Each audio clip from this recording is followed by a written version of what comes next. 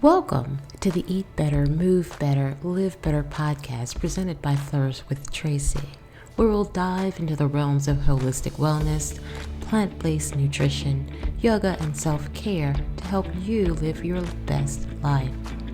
Tune in every Monday, Wednesday, and Saturday at 8 a.m. Eastern for our special segments.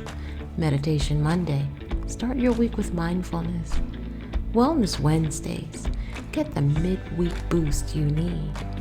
Sadhana Saturdays. Dedicate weekends to personal growth. Join us as we explore and discuss all things to eat better, move better, and live better. Welcome to Sadhana Saturday. We are at the eve of spring or planting season. It's a good time to look at the soil. Before we place seeds, if we want a good result to grow a strong and beautiful plant, we must first ensure we've taken care of the soil that we'll use. For if we plant in poor soil, our resulting plant will not have a good foundation. There is a metaphor that the soil represents our soul. Today, we're going to discuss the idea of preparing our soil, our souls, for our personal growth and spiritual preparation. It ties into your root chakra, the Muladhara. Strong and rich soil or soul will allow strong roots and foundations to take hold and effect, to help us feel safe and secure. Spring is often thought of as a season of renewal and birth. We can also see this as a personal metaphor, an opportunity to plant new seeds for growth. Before we plant, we must prepare the soil or our souls. The first thing we must do is to cultivate. If we have old soil that has been overused, not nurtured, allowed to dry out, not enriched, filled with debris, it will be a poor home for our plantings and they may not grow. And if they do so, they would be weak. Same with our souls. If we have not taken inventory to clear out, cultivate, enrich, and nurture, the seeds we plant will not come to full fruition. In the Yoga Sutra 133, it advises that by cultivating attitudes of friendliness toward the happy, compassion for the unhappy, delight in the virtuous, and disregard toward the wicked, the mind stuff retains its undisturbed calmness. And this can be translated as identifying with the true self that's often mentioned in yoga. Is the self who remains when we remove the distracting influences and incorrect perceptions. What if instead of reacting unconsciously to a difficult situation, we remind ourselves that we alone are responsible for our happiness and choose to act in a way that's authentic to our true self?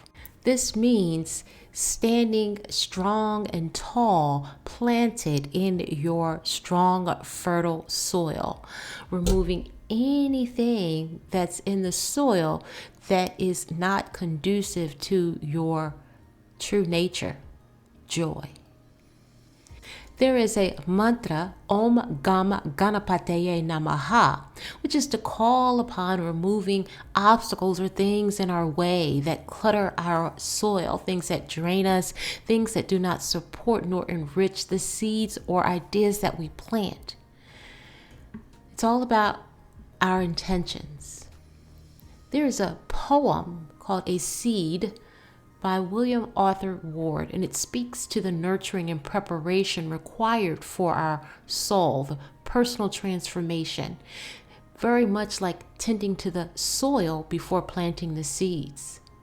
And it says, before you can harvest the fruits of a new season, you must till the soil and plant the seeds. Prepare the ground for a time of reason and cultivate the garden from the roots of deeds. Here are a few ways you can use the metaphor of cultivating the soil to prepare and enrich your soul. Practice and time. Just as soil requires time and patience to become fertile, the soul needs patience and nurturing to grow and develop. It's important to understand that growth doesn't happen overnight. Removing weeds.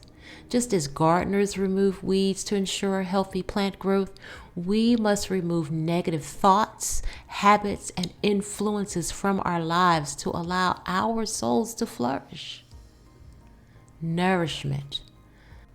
Soil needs nutrients, water, and sunlight to support plant life. Similarly, our souls need nourishment through positive experiences, learning, love, and spiritual practices. Seasons and cycles. Soil goes through various seasons and cycles. There are times of growth, rest, and renewal.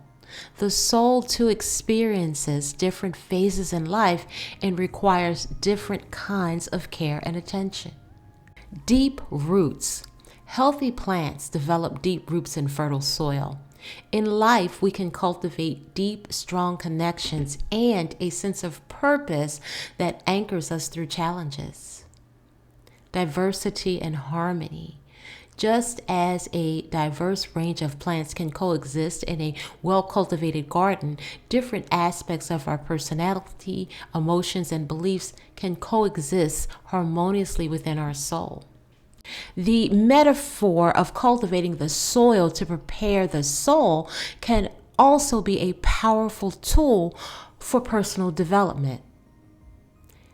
It's great for self-reflection. Just as a gardener assesses the quality of the soil before planting, personal development starts with self-reflection. Understand your strengths and areas for growth and be honest about the weeds that may be holding you back.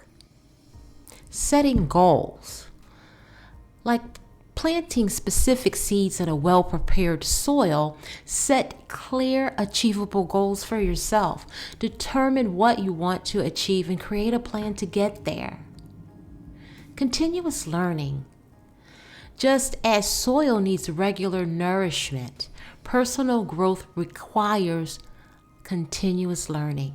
Seek out new experiences, acquire new skills, and expand your knowledge base. Take care and nurture your emotional health. Removing weeds from soil parallels the need to address and manage negative emotions.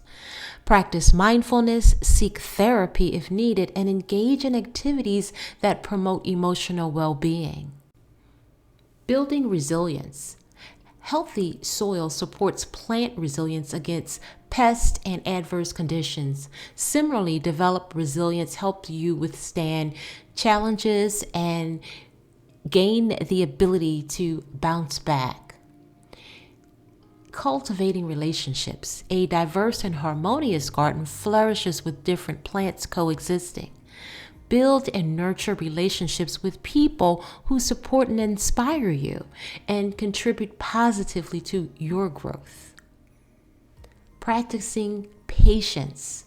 Just as plants take time to grow, personal development is a gradual process. Be patient with yourself and recognize that growth takes time and effort. Seeking balance. Well-maintained soil balances nutrients, water, and sunlight. Strive for balance in your life by managing your work, your personal time, and self-care effectively. Embracing change. Just as the seasons change and soil evolves, personal growth involves embracing change and adapting new circumstances. Be open to new opportunities and experiences. And finally, celebrating progress. Just as the gardener enjoys the fruits of their labor, take time to celebrate your achievements and acknowledge your progress. Recognize how far you've come and use it as motivation to keep growing. By viewing personal development through the lens of cultivating the soil, you can approach your growth journey with intention, care, and mindfulness. How do you feel about these ideas? What is the current quality of your soil? What do you need to weed out? What do you need for enrichment or nourishment? Do you have the tools you need to begin the cultivation process? And once you've cleared your soil, what seeds are you going to plant? What are you looking to grow? Begin to tend to your soil and your soul. Do so with continuous tending. Cultivating soil isn't a one-time activity. It requires an ongoing attention. Similarly, your soul, your personal and spiritual growth is a continuous journey of self-care and self-discovery.